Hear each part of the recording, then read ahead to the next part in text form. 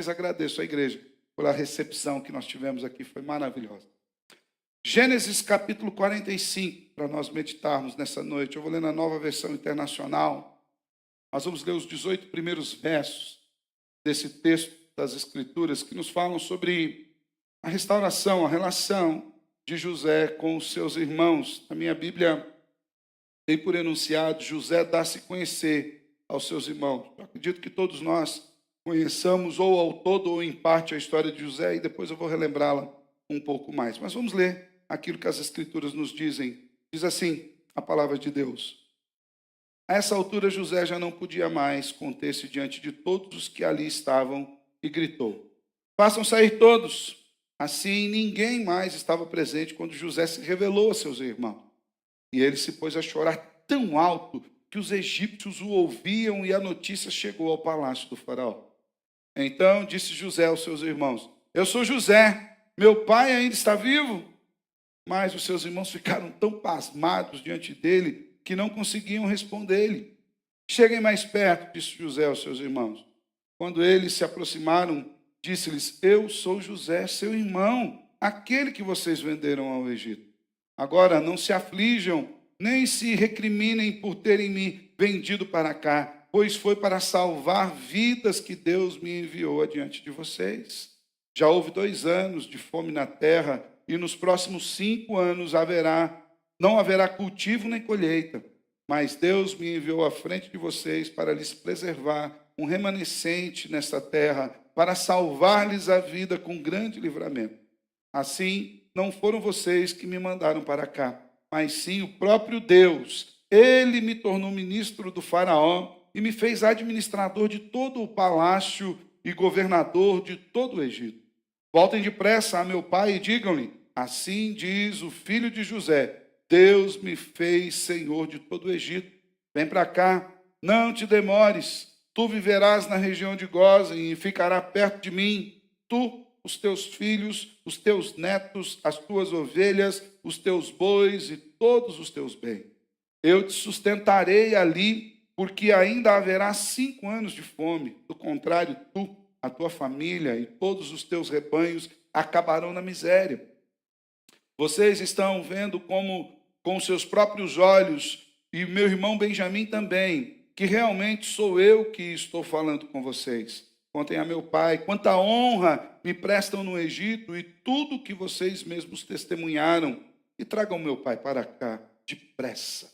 Então ele se lançou chorando sobre o seu irmão Benjamim e o abraçou, e Benjamim também o abraçou chorando. Em seguida beijou todos os seus irmãos e chorou com eles, e só depois os seus irmãos conseguiram conversar com ele. Quando se ouviu no palácio do faraó que os irmãos de José haviam chegado, o faraó e todos os seus conselheiros se alegraram. Disse então o faraó a José: diga a seus irmãos que ponham as cargas aos seus animais, voltem para a terra de Canaã e retornem para cá, trazendo seu pai e suas famílias, e lhes darei o melhor da terra do Egito, e vocês poderão desfrutar a fartura dessa terra. Até aqui. Vamos orar?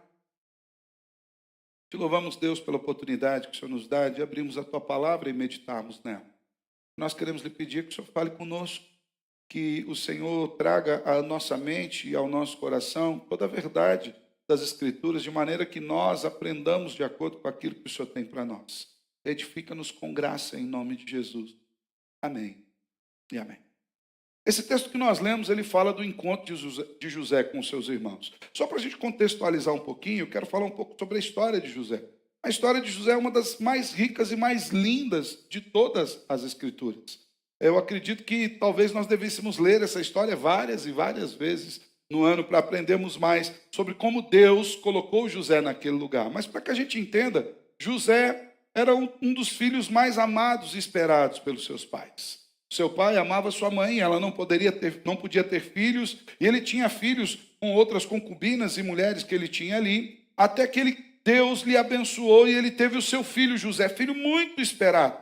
O seu pai o distinguia entre os irmãos. Ele vestia as melhores roupas, ele não ia necessariamente no campo para trabalhar e cuidar das ovelhas como os seus irmãos o faziam. Pelo contrário, ele ia ali, inclusive trazia o relatório de como os irmãos estavam trabalhando, trazia esse relatório para os seus pais, que causava uma certa indignação nos seus irmãos. Também José era um jovem que tinha sonhos. Deus falava com ele através de sonhos. E em um desses sonhos, ele foi conversar com seus irmãos. Ele disse: olha, eu tive um sonho essa noite onde 11 estrelas, o sol e a lua, se dobravam diante de mim. Eu também tive um sonho em que nós estávamos a lavrar a terra e 11 feixes, juntamente com 2 feixes maiores, também se dobravam diante de mim. Isso causou indignação nos seus irmãos, porque eles interpretaram o sonho corretamente, dizendo: então você quer dizer que nós, os seus 11 irmãos, inclusive o nosso pai e a nossa mãe, vão se prostrar diante de você? Isso fez com que a ira dos irmãos se acentuasse contra José e ele se tornou até odiado pelos seus irmãos maiores.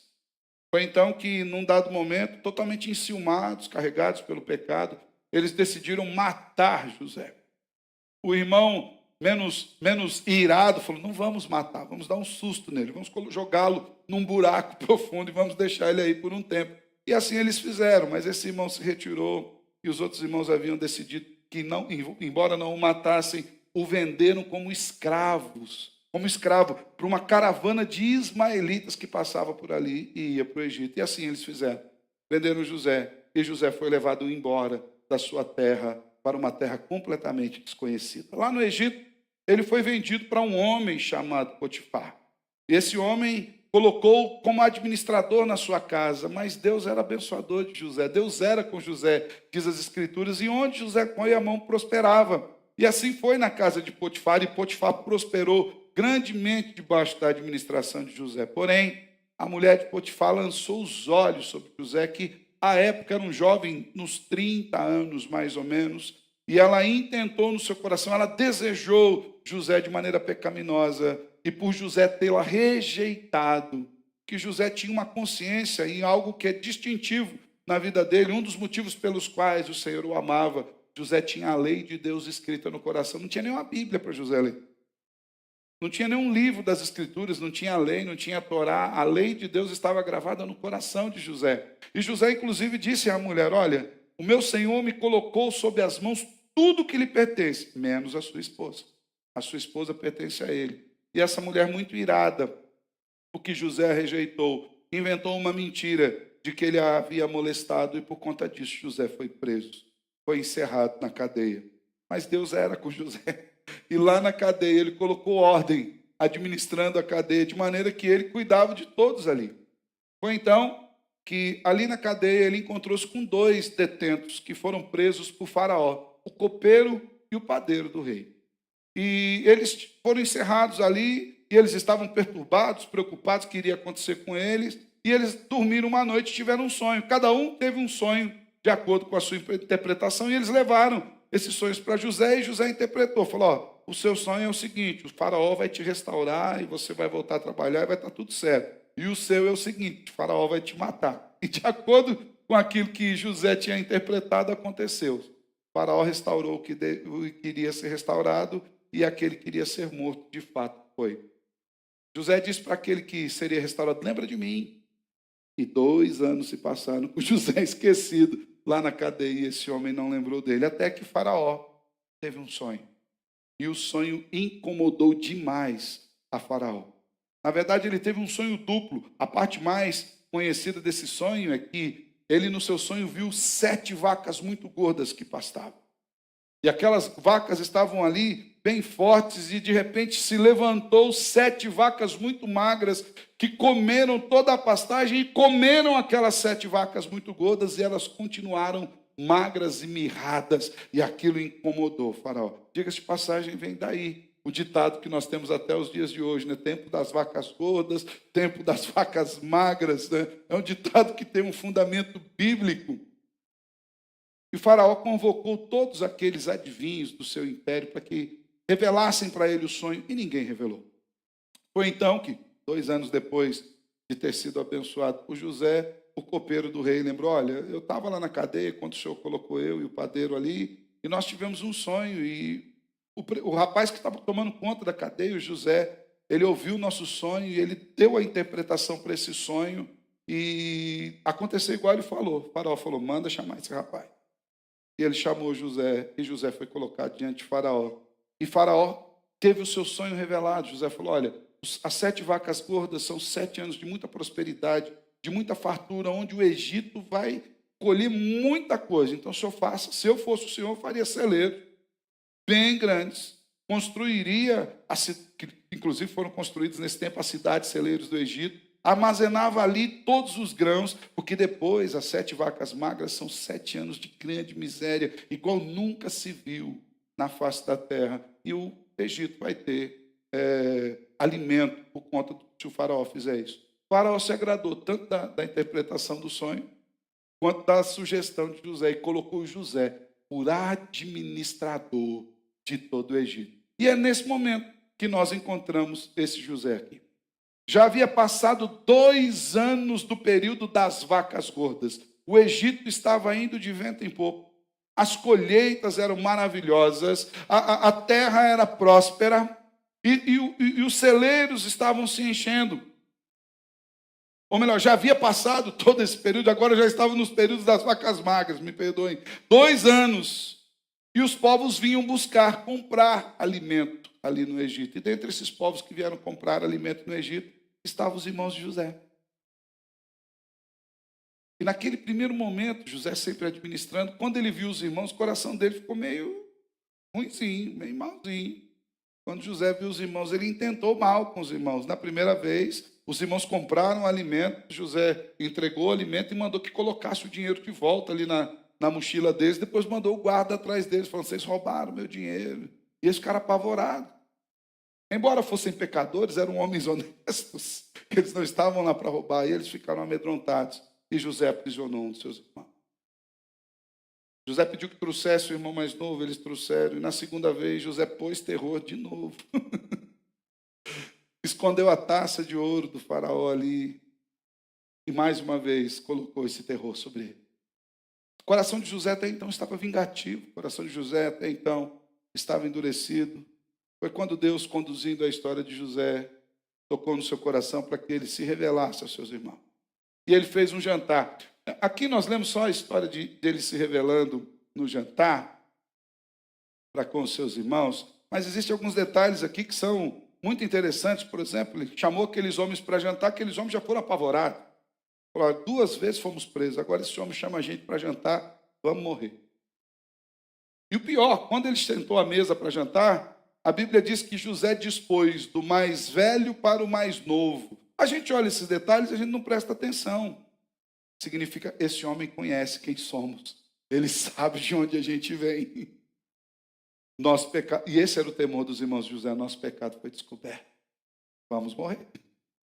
E depois, na hora de servir o jantar, José serviu a porção, mandou servir a porção a cada um, mas ao irmão mais novo, Benjamim, ele serviu uma porção sobeja, uma porção maior. E é nesse momento que nós encontramos esse texto que nós lemos aqui para a nossa meditação. Eu acredito, irmãos, que José, nesse momento, ele estava diante de um dos maiores desafios de toda a sua vida. Maior do que quando os irmãos o jogaram no poço, maior do que quando os irmãos o venderam para a caravana de ismaelitas, maior do que quando ele foi comprado por Potifar. A gente vê assim, comprado por Potifar, a gente não entende muito bem como é que era o mercado de escravos. O mercado de escravos não era um negócio assim, muito legal. Os escravos eram colocados em praça pública, amarrados, e ali vinham os seus compradores e faziam exames minuciosos em todo o seu corpo, abre a boca, vê se os dentes estão bons, ouvido, grita perto do ouvido, batia, vê se ele tinha alguma dor, os despia, e eles eram vendidos como animais. José foi vendido assim. Esse momento era um momento mais delicado do que esse momento. José estava vivendo um desafio muito maior do que quando ele foi levado para a cadeia. Um desafio maior do que quando ele foi esquecido ali. Porque em todos esses momentos, José não tinha poderes nas suas mãos para retribuir mal a ninguém que havia lhe feito mal. E agora José era o segundo homem do Egito. Somente Faraó tinha maior poder que José. E o problema é que Faraó diz, tudo que você disser é lei. Você tem o poder sobre todas as coisas. E José se encontra com os seus algozes. José se encontra com aqueles que, embora sejam consanguíneos do mesmo pai, do mesmo povo, haviam intentado o mal. José se encontra agora com aqueles homens que o venderam. José se lembra de tudo aquilo que ele passara no Egito, das perseguições, das tristezas, da distância, da cadeia, e aqueles homens estão diante de si, debaixo das suas mãos. Aqueles que o venderam, agora José tinha poder sobre as suas vidas, e tinha toda uma carga emocional fervilhando no seu coração. Carga essa que já fora mostrada antes. José já tinha posto terror nos irmãos. Os irmãos estavam nesse jantar aqui completamente apavorados. Eu acredito que se José servisse pedra e falar como, eles iriam comer. Eles estavam desesperados. No coração de José havia um misto de raiva, de cólera, de saudade, de amor, emoções aflorando. E como agir num momento como esse? É exatamente sobre isso que eu quero tratar com os irmãos nessa noite. Que José precisava curar as feridas da sua alma. E não são poucas as vezes que eu e você precisamos também de uma cura para a nossa alma. A vida nos impõe circunstâncias difíceis. Às vezes nós temos que lidar com situações que nós não gostaríamos de lidar. Às vezes nós sofremos com aquilo que se chama de fogo amigo, sabe? Eu costumo dizer que há uma tendência natural em nós nos machucarmos muito mais com os de perto do que com os de longe. Porque com os de longe a gente mantém uma certa distância, uma certa proteção, mas com os de perto não. Na sua casa, se você tem alguma cerca, algum muro, algum sistema de segurança, não é para te proteger dos de dentro, é para te proteger de quem? Os de fora. Os de dentro têm passagem livre. Na verdade, quando uma das câmeras de segurança filma alguém de dentro entrando, é algo tranquilo, para a gente é segurança. Qual pai que quando olha na câmera de segurança fala, o filho está chegando, benção, tranquilo, posso dormir em paz. Entrou para dentro do quintal. Mas se olha alguém estranho, é esse o mesmo sentimento? Não, é um sentimento de alerta. Nós cercamos os nossos quintais, colocamos cachorro bravo. Hoje de manhã, quando eu falei do cachorro bravo, aí falou Alessi. Falei, Alessi não é necessariamente um exemplo de um cachorro bravo aqui do texto. Meu cachorro é mais manso que aquilo, impossível.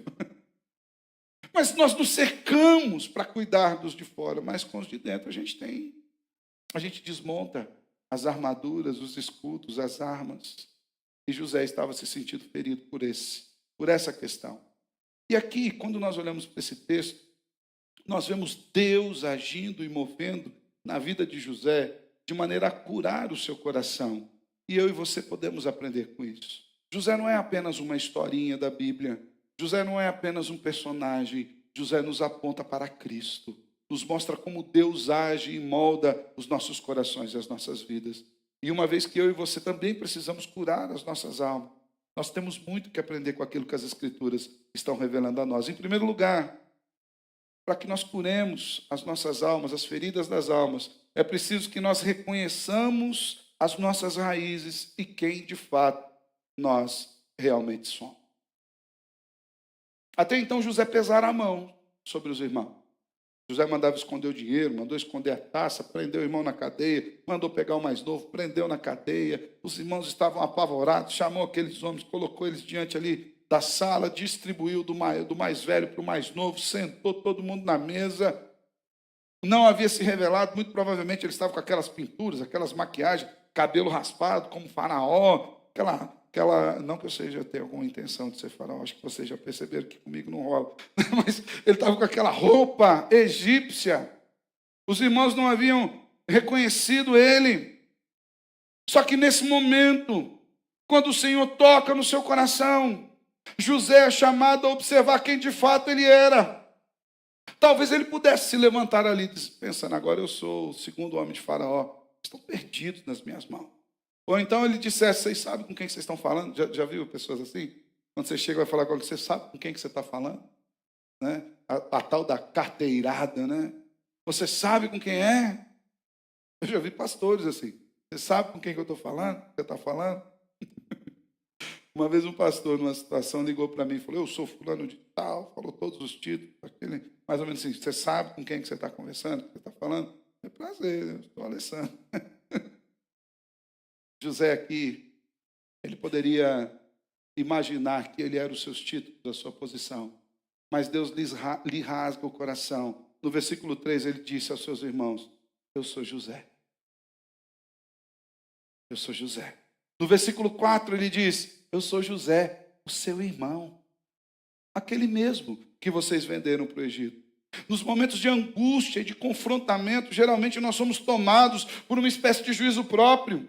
Muitas vezes nós nos enchemos de argumentos e nos apegamos a qualquer coisa que possa nos destacar diante da situação. Quando alguém nos machucou, quando alguém nos minorizou, nós temos uma tendência de querer nos avolumar, de querer se apegar em algumas coisas para mostrar que de fato nós somos alguém.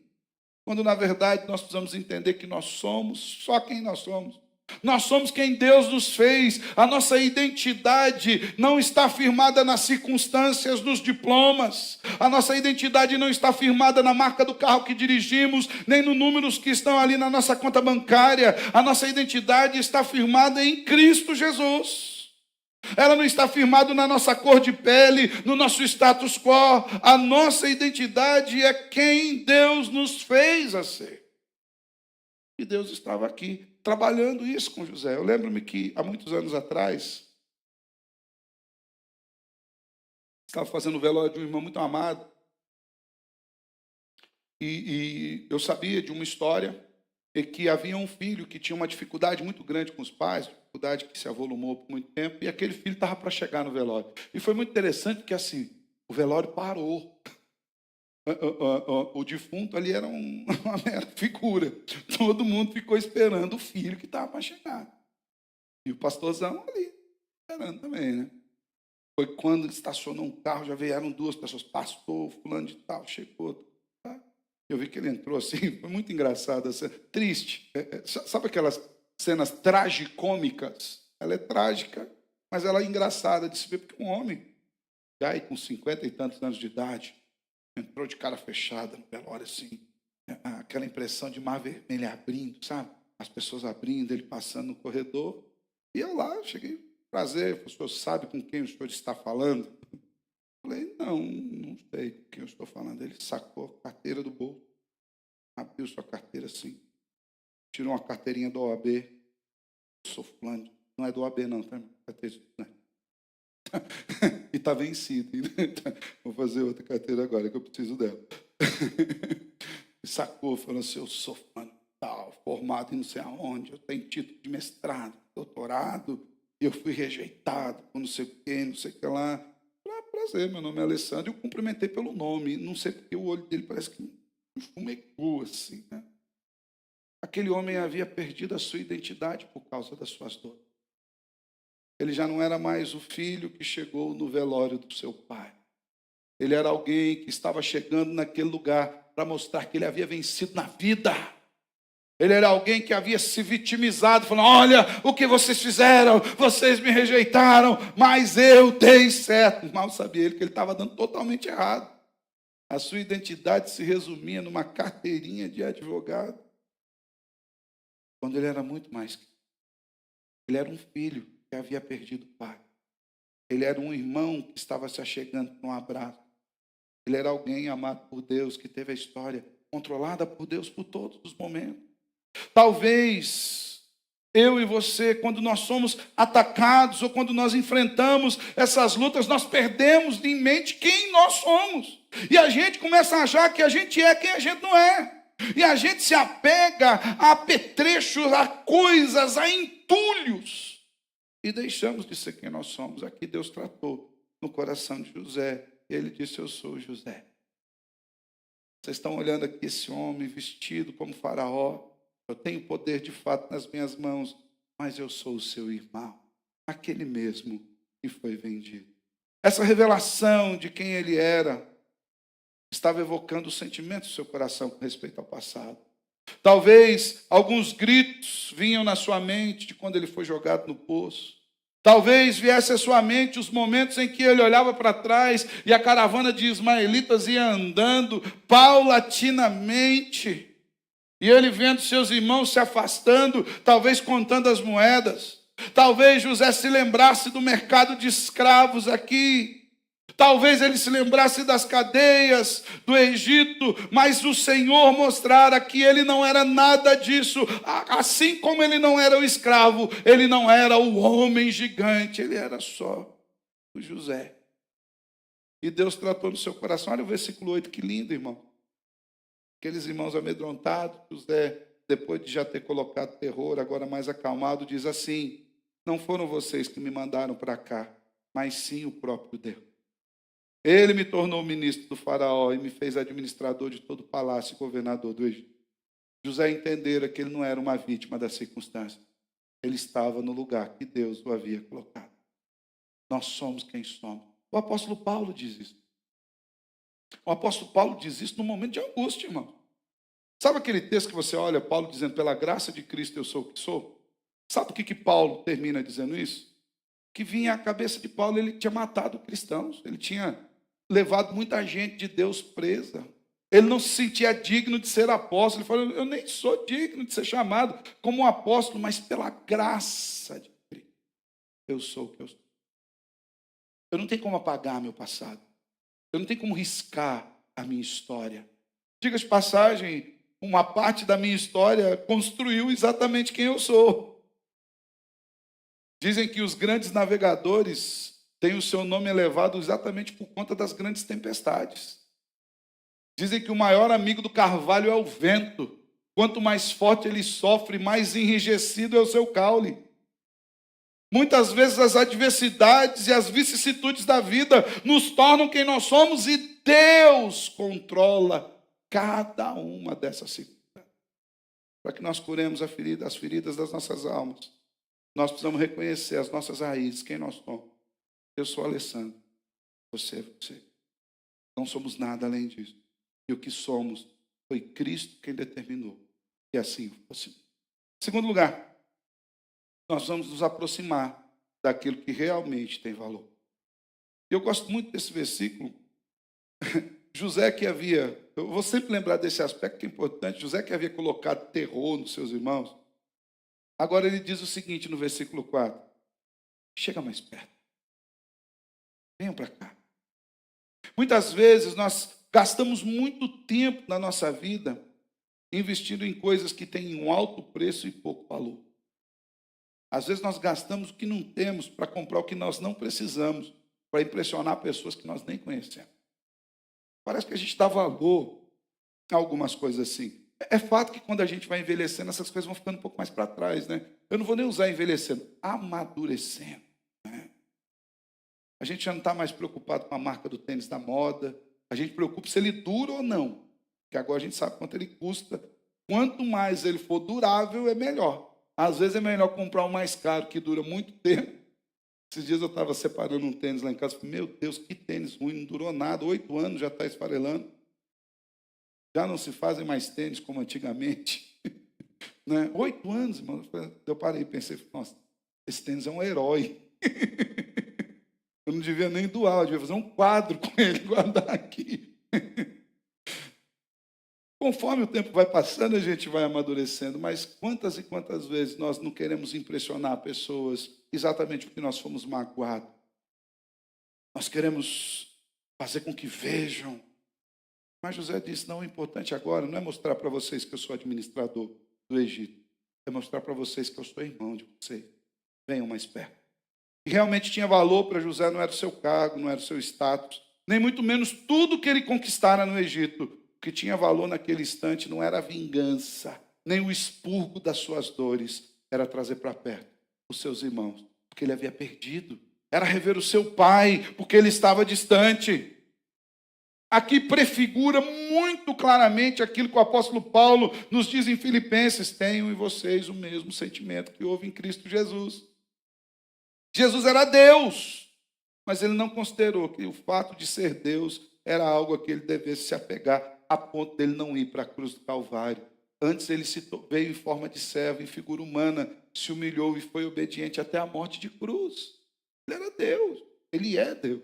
É estranho a gente falar no passado, né? Embora a gente esteja falando ali da pessoa, do Cristo encarnado, pisando aqui na terra, ele continua sendo Deus. Mas ele poderia dizer, eu não vou à cruz. A cruz é a morte mais humilhante. Mas ele não se apegou aí. Ele se apegou a obedecer o plano eterno de Deus. Aquilo que cantamos aqui, o plano perfeito de Deus. Um mistério da graça de Deus. José aqui se vê em duas opções. Com duas opções diante de si. Ou rompimento total, promovido por um coração endurecido, empedernido, carregado pelo pecado, ou uma reconciliação poderosa, cheia de amor. Ou ele colocava a sua mão de segundo homem do Egito e matava os seus irmãos. Ou ele abria os seus braços de filho do seu pai e os abraçava e trazia para perto. Por isso José pediu que seus irmãos chegassem para mais perto. Os seus irmãos temeram. Haja visto o relato ali do versículo 3, eu temeria também, acho que você temeria. Eu acho que seria o abraço mais gostoso e perigoso que aqueles rapazes tiveram na vida deles todas. Versículo 3 diz, e seus irmãos não lhe puderam responder, porque ficaram atemorizados diante dele. Irmãos, pensa você mandou vender seu irmão, tá nem sabendo dele, de repente você encontra ele, o cara mais poderoso da terra. Ele fala, vem aqui, me dá um abraço. O pensamento é lógico, vou morrer. Agora é só saber quando. Eu já sei a definição, agora só estou esperando o tempo. Mas José não fez isso. José exorta os seus irmãos.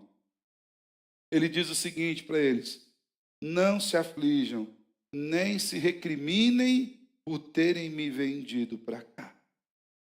Não precisa ter temor. 1 de João 4,18 diz que no amor não existe medo. O perfeito amor lança fora todo medo. José estava aplicando aquilo que ainda nem havia sido escrito, mas que já era verdade eterna. Venham para cá. Observem ainda os versos 14 e 15 do capítulo 45 de Gênesis. Diz então, ele se lançou chorando sobre o seu irmão Benjamim, que era o irmão mais novo, consanguíneo, filho da mesma mãe. Depois que ele abraçou Benjamim, Benjamim também o abraçou e chorou bastante. E no versículo 15 diz que em seguida beijou todos os seus irmãos e chorou com ele. Só depois os seus irmãos conseguiram conversar. Eu imagino a cena, irmão. Cena de comoção lindíssima. Aqueles homens temerosos, e eles mesmos dizem, o Senhor descobriu o nosso pecado. Se você for lembrar, nos capítulos anteriores, ele fala, Deus sabe que a gente veio. O problema nosso agora é com Deus. Deus nos descobriu. E aqueles homens sentindo o perdão, sendo perdoados. E José abraçando, sendo sarado, curado, os perdoando. Aqui nós vemos uma cena cristológica. Nós vemos o ofendido abençoando o ofensor. Nós vemos aquele que seria morto, dando vida àqueles que eram seus algozes. Nada era mais importante do que a reconciliação naquele momento. Na cura das nossas almas, das feridas das nossas almas, a gente precisa se aproximar daquilo que verdadeiramente tem valor. Nós nunca podemos nos aferrar a coisas que são terrenas. O que tinha valor para José era ser quem ele era e reconciliar-se com os irmãos. Terceiro lugar, na cura das feridas das nossas almas, é fundamental que nós reconheçamos a soberania de Deus sobre as nossas vidas. Deus é soberano sobre nós. Deus é aquele que determina os fins e providencia cada um dos meios. Uma das coisas que consolou o coração de José é a soberania irrestrita de Deus sobre a sua vida. Quando a gente está sofrendo, principalmente quando a gente é injustiçado, ou se sente injustiçado, ou quando a gente enfrenta uma dor, uma doença, alguma coisa assim, sabe quando você pega ali aquele diagnóstico, o diagnóstico não é tão benéfico quanto você imaginava que fosse, no momento da luta, da tristeza, nós temos a tendência de imaginar que Deus perdeu o controle da história. Já fez essa pergunta alguma vez? Ah, Deus, onde o Senhor estava? É como se Deus tivesse ido ali no lugar e voltado e esqueceu da gente, né? Ontem, na reunião do presbitério, estava com uma mãe aqui, e ela estava com a filhinha, e a gente começou a conversar. Quando virou, cadê a filhinha? Estava lá subindo na escada já. É como se Deus fizesse isso. Mas a Bíblia diz que os olhos do Senhor sequer pestanejam, que os olhos do Senhor sequer piscam, Ele está atentos a nós o tempo todo. É mais ou menos no momento da crise, como se nós crêssemos pela fé e pelas nossas declarações que Deus governa tudo, mas no momento da dificuldade fala, gente, Ele esqueceu. Eu já vi crente falar, pastor, o Senhor esqueceu de mim, né? Eu já até contei para os irmãos que uma irmã de quase 90 anos chegou para um pastor amigo meu, irmã crente, quase 90 anos, e o Senhor falou para ela que ela tinha recebido um diagnóstico de que era uma doença bastante grave e que ela ia falecer ali. Ela chegou para o pastor e falou, pastor, Deus esqueceu de mim. O pastor esqueceu mesmo, já está com 90 anos aí, ele nem vem buscar. Até eu acho que animou aquela irmã, ele está lembrando da senhora agora, está vindo buscá-la, né? Às vezes nós temos um sentimento de que Deus nos esqueceu, de que Deus perdeu o controle da história, ou pelo menos que Ele perdeu o controle da nossa história. Mas olha o que José afirma no versículo 5 do capítulo 45. Ele diz assim para os seus irmãos, agora não se aflijam, nem se recriminem por terem me vendido para cá, pois foi para salvar vidas que Deus me enviou adiante. Era Deus que estava no curso da história. José não era uma vítima. José estava seguindo o plano estabelecido por Deus, ainda que ele não soubesse.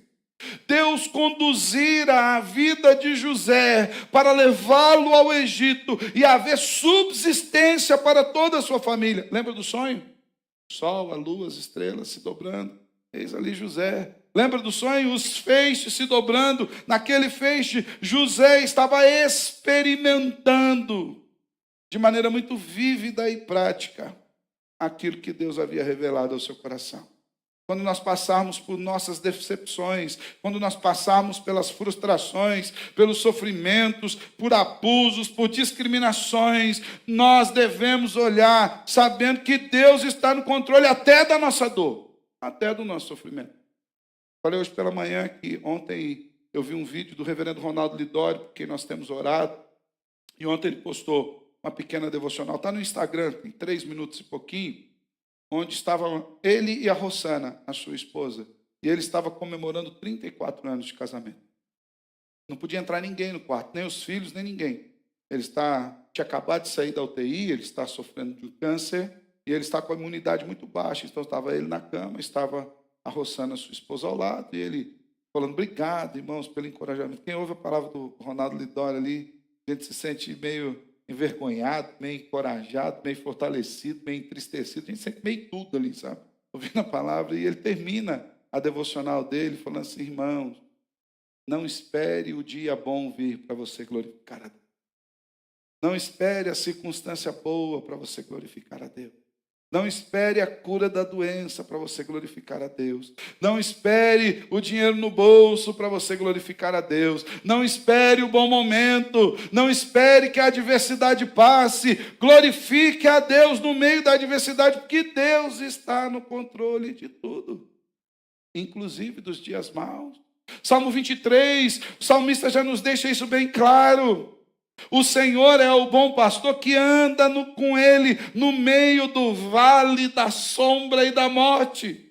Deus não é aquele que chega no vale da sombra e da morte e fala, até aqui eu vou, daqui para frente se vira. Eu fico aqui na porta do vale da sombra e da morte. Não é isso que diz. O texto nos diz, ainda que eu ande por um vale de sombra e de morte, eu não vou temer nenhum mal. Por quê? Porque tu estás comigo. O teu bordão, o teu cajado. A ideia de bordão e cajado é a vara que o pastor usa tanto para espantar os lobos ou os animais, ou até mesmo para corrigir a ovelha, mas também num charco, num lamaçal, para que ele meça a fundura, para que as ovelhas possam passar, para que ele procure uma rocha para pisar, para que tenha segurança. É o cajado de Deus, a direção de Deus que nos consola. De maneira que para que a gente tenha o coração curado, irmãos, A gente precisa entender que Deus esteve, está e sempre estará no controle da nossa história. Não há nada que se passe conosco, que se passe distante dos olhos de Deus.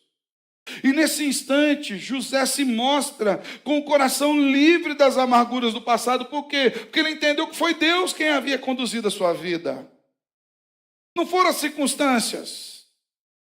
A caravana dos ismaelitas foi um Uber que o levou para o Egito. A mulher de Potifar foi apenas a pessoa que Deus usou para colocá-lo em contato com a prisão onde Faraó enviaria os seus servos. Os homens que o esqueceram ali foram apenas o meio para que no tempo certo Deus o levasse diante de Faraó. Anos passados. Eu não imagino que as dores dele foram poucas, porque de fato elas não foram. Mas agora esse homem está completamente curado.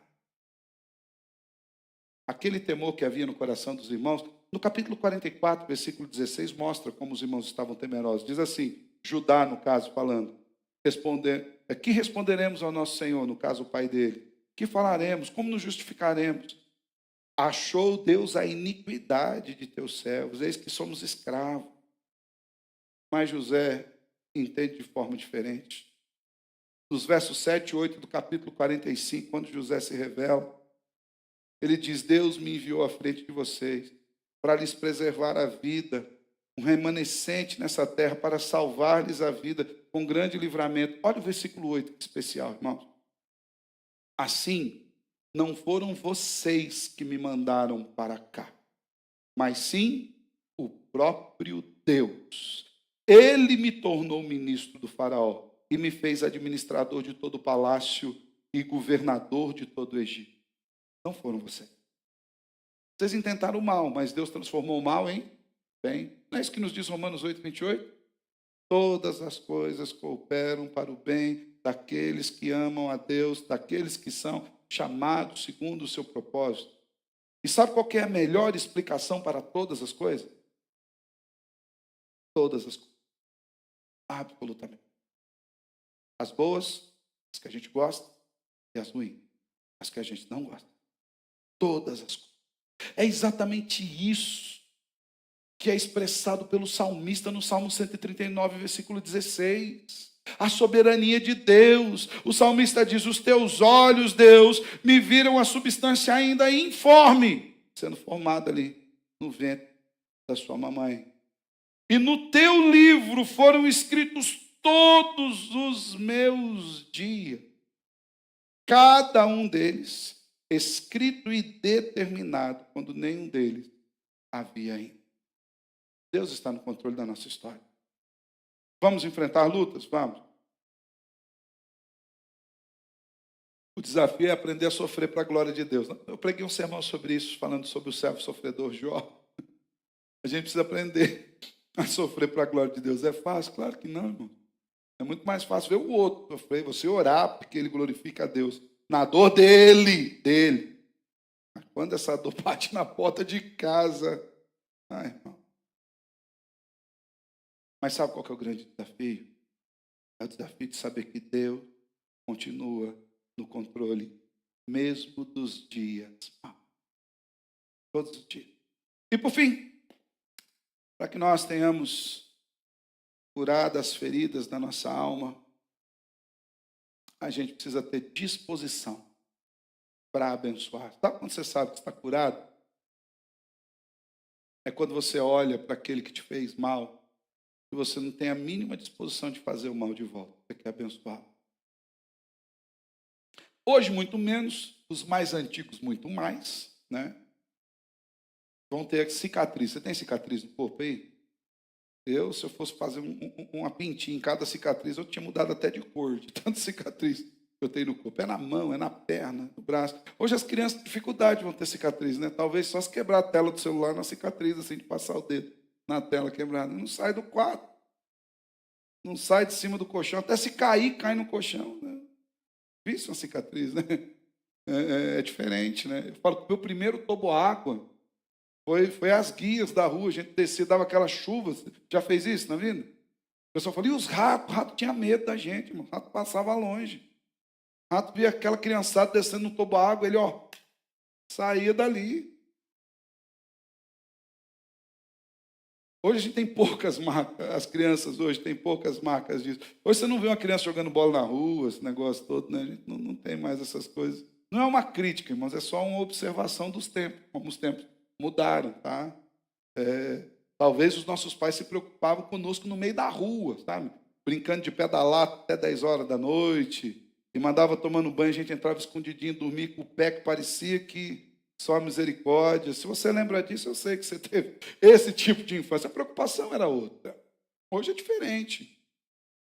Mas falando de cicatriz, você que tem a cicatriz, você olha para ela aí, eu tenho algumas, né? Eu lembro dessa daqui, e meu pai tinha colocado um piso na frente de casa, e a gente gostava de lavar o piso. Não porque a gente gostava de ajudar, porque quando a gente jogava sabão, a gente escorregava naquele piso, né? Na verdade, demora 4 horas para lavar o piso, a torneira ligada o tempo todo. Todo o sabão em pó era ali, porque não tinha também esse negócio de detergente líquido. No meu tempo não existia esse negócio, não. Era sabão em pó. E depois que secava, ele continuava liso. Não sei se já teve desse. Estava seco, você passava e escorregava. E numa dessas escorregadas, o piso, a pista de pouso era menor do que o tamanho do avião. E eu passei reto, fui cair do outro lado lá e cortei assim. Aquilo doeu, apareceu o osso, com o tempo aberto, eu escondi da mãe, para não ver. Embora doesse muito, eu imaginava que o remédio que viria para aquela dor era muito pior. Além do mertiolate, né? E todo mundo sabe como é que era. Mas o meu problema não era nem o mertiolate, porque provavelmente ia receber uma meia dúzia de cintadas, né? Pelo tempo gasto para lavar, pelo sabão em pó todo que tinha ido embora, pela água que ficou ligada a tarde inteira e por uns 20 amigos que eu coloquei no quintal para me ajudar a lavar ali. Era grande o quintal, precisava de muita ajuda, né? Acho que tinha tanta criança que dava para cada um lavar um pedaço do piso. E eu lembro de tudo que aconteceu. Eu lembro do medo, eu lembro da dor, eu lembro de esconder. A cicatriz está aqui, só que ela não dói. Posso beliscar. É uma lembrança. Ela não traz dor. Sabe quando a gente está curado? Quando a gente lembra. Veja bem, nós não precisamos sofrer de amnésia para curar as dores das nossas almas. A gente só precisa lembrar sem doer mais. Sabendo que isso fez parte da nossa história. Isso fez parte da maneira como Deus conduziu as nossas vidas. E agora eu tenho disposição de abençoar, que não dói mais, não está doendo, não me incomoda, não está inflamado, não está purulento. José teve disposição de abençoar os seus irmãos. Olha o que está escrito a partir do versículo 9. Voltem depressa ao meu pai, digam-lhe, assim diz o seu filho José. Deus me fez senhor de todo o Egito. Vem para cá, não te demores. Tu viverás na região de Gósen e ficarás perto de mim. Tu, os teus filhos, os teus netos, as tuas ovelhas, os teus bois e todos os teus bens. E eu te sustentarei ali, porque ainda haverá 5 anos de fome. Do contrário, tu, a tua família e todos os teus rebanhos acabarão na miséria. A maior manifestação da cura para a alma que está adoecida é quando nós temos a disposição interna de nos tornarmos abençoadores em vez de juízes e de executores. A tendência no meio da dor é a gente ser juiz, né? Fez isso, condenado, preso, eterno. Quando a gente tem a disposição de perdoar, é diferente. E olha o que a Bíblia nos ensina acerca disso. O apóstolo Paulo, aos Romanos, capítulo 12, verso 14, depois do 16 ao 21, diz-nos assim as Escrituras: abençoai os que vos perseguem, abençoai e não amaldiçoai. Olha o verso 16. Tende o mesmo sentimento uns para com os outros. Em lugar de seres orgulhosos, condescendei com o que é humilde. Não sejam sábios aos vossos próprios olhos. Não torneis a ninguém mal por mal. Esforçai-vos por fazer o bem perante todos os homens. Se possível, quanto depender de vós, tende paz com todos os homens. Não vos vingueis a vós mesmos, amados, mas dai lugar à ira, porque está escrito: a mim me pertence a vingança, eu é que retribuirei, diz o Senhor. Pelo contrário, Se o teu inimigo tiver fome, dá-lhe de comer. Se tiver sede, dá-lhe de beber. Porque fazendo isto, amontoarás brasas vivas sobre a sua cabeça. E olha que maneira linda que Paulo usa uma aplicação direta, clara do Evangelho para terminar esse texto. Ele diz: não te deixes vencer do mal, mas vence o mal com o bem. O maior mal que os nossos inimigos podem causar a nós não é nenhum tipo de sofrimento físico, não é nenhum tipo de dor ou de vergonha. O maior mal que nossos inimigos podem causar contra nós é nos tornar iguais a ele. Fazer com que nós reajamos à sua malignidade. Quando nós começamos a reagir à malignidade, nós tiramos os nossos olhos de Deus e começamos a agir de acordo com a ação do nosso inimigo. Ainda no Evangelho de Mateus, capítulo 5, versículos 43 a 48, Salvador Jesus, pregando seu sermão do monte, diz assim: ouvistes o que foi dito, amarás o teu próximo e odiarás o seu inimigo. Não é que Jesus está mandando dizer isso. Ele fala: vocês ouviram o que se diz por aí. Ame o seu próximo, o inimigo, odeia. Eu, porém, vos digo: amai os vossos inimigos e orai pelos que vos perseguem, para que vos torneis filhos do vosso Pai Celeste, porque Ele faz nascer o sol sobre maus e bons, e vir chuva sobre justos e injustos. Porque se amardes os que vos amam, que recompensa tendes? Não fazem os publicanos também o mesmo? E se saudardes somente os vossos inimigos, que fazeis demais? Não fazem os gentios o mesmo? Portanto, sede vós perfeito, como perfeito é o vosso Pai Celeste.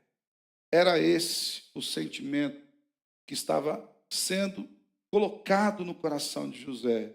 Em vez dele se vingar dos seus irmãos, ele é chamado por Deus para amá-lo. Uma vez que Deus estava no controle da sua história, uma vez que ele reconhecera que o mal que foi intentado contra ele, Deus transformou em bem. Agora ele estava livre para abençoar. Que ninguém pode fazer nada contra nós que Deus não quer, ou que Deus não permite. Pastor, isso é fatalismo? Não é. Isso é entender que a nossa história está nas mãos daquele que vive rei. Eu creio, irmãos, que todos nós tenhamos algum tipo de ferida na nossa alma. Todos nós. Uns em maior grau, outros em menor grau. Uns com respeito à família, outros com respeito ao trabalho, às circunstâncias. Das mais variadas áreas. Todos nós temos alguma circunstância ou um passado. Eu estava pensando esses dias, sabe aquele negócio? Se eu pudesse riscar um dia no meu passado. Se eu pudesse riscar todos os dias do meu passado, eu acho que eu seria uns 10 anos mais novo. De tantos dias que eu queria que fosse apagado, eu estaria quase na adolescência, né? Todos nós temos dias maus. Diz que nós gostaríamos que fosse riscado. Mas nós precisamos saber que Deus cuidou de cada um deles para que chegássemos onde estamos. A palavra do Senhor nos ensina, lá em Hebreus 12, 15, a que nós tomemos cuidado para que nenhuma raiz de amargura tome o nosso coração. Isso só não ocorrerá se nós confiarmos na graça do Senhor que conduz a nossa história.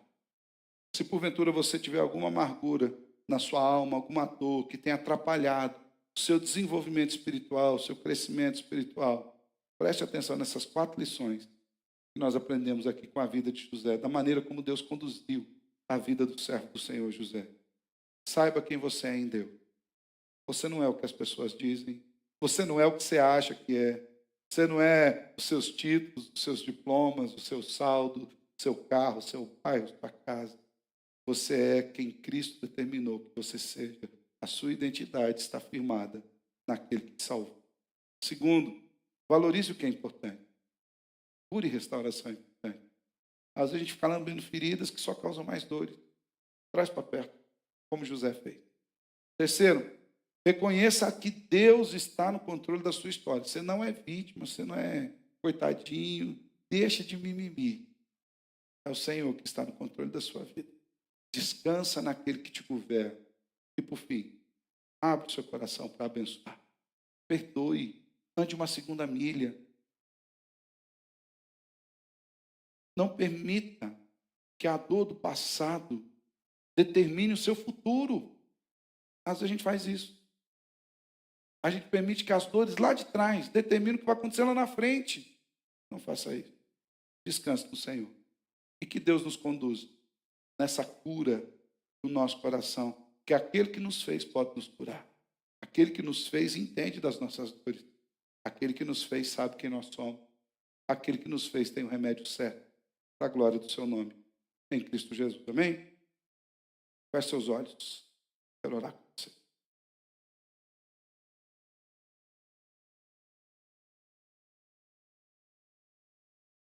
Obrigado, Senhor, pela tua palavra, pela tua bondade em nos conduzir de acordo com o teu querer. Quero lhe pedir, Deus, que em nome de Jesus, o Senhor mesmo aplique essas verdades ao nosso coração com o poder do teu Espírito Santo, de maneira a sermos transformados, renovados e vivemos de acordo com aquilo que temos aprendido.